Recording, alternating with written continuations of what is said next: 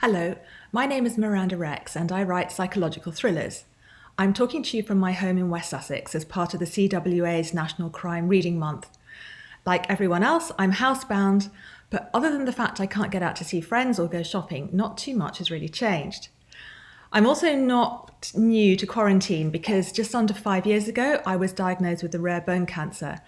And during a year's worth of chemotherapy, other than trips to the hospital, I was totally housebound. But two fantastic things have come out of that miserable year. Firstly, I'm alive. And secondly, I've got a great new career. I've been writing psychological thrillers full-time for the past 2 years, and I'm loving it.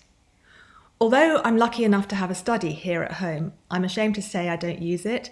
It's more like a storage cupboard for art materials and wool. I have a bit of a yarn addiction thing, and it would be way too embarrassing to show you my stash. So instead, when I'm writing, I sit here at the kitchen table and I write on my laptop. The advantage to that is that I've got a great view of the garden and I'm in the same room as our black Labrador. He spends most of the day wanting to be let out and then let back in again and out again, and so at least he's forcing me to take mini breaks from the computer. It also means I can get up regularly and have a cup of tea in one of my favourite mugs. Here we go. And at the moment, I'm drinking copious amounts of mint tea because the mint we planted last year has become prolific. My husband also works from home and he's upstairs. And our daughter, who should be home and should be graduating from her music college in America in 2 weeks' time, decided to stay in Boston. That's really hard for all of us, but thank goodness for WhatsApp. I've written 7 psychological thrillers published by Incubator Books, and all of my stories are set in and around Horsham in West Sussex, which is where we live.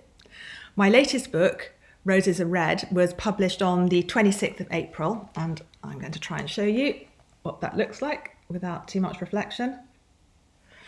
And it's about a successful businesswoman called Lydia Palmer who ventures into online dating after her first husband dies in suspicious circumstances.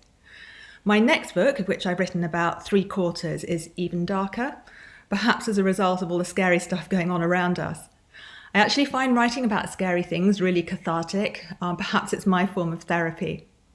So right now, when I'm not writing, I'm helping out as much as I can with our amazing community support group. Because I'm considered a bit high risk and because we're responsible for looking after my elderly parents next door, we're self-isolating, but I've been able to help out with telephone calls, a bit of admin and the likes. I'm also knitting loads and loads of little hearts. I'm going to show you them, some of them. These are my little hearts.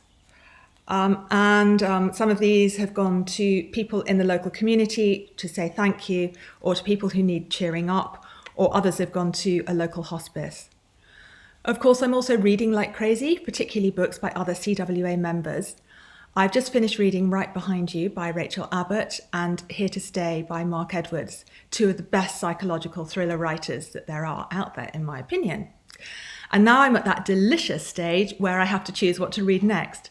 I get through 2 or 3 books a week and stay up way too late reading.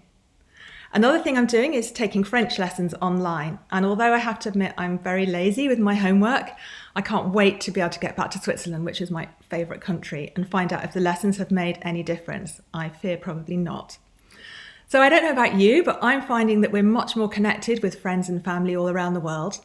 We've had Zoom drinks and lunches, and even though nothing as much is happening, we still find plenty to talk about.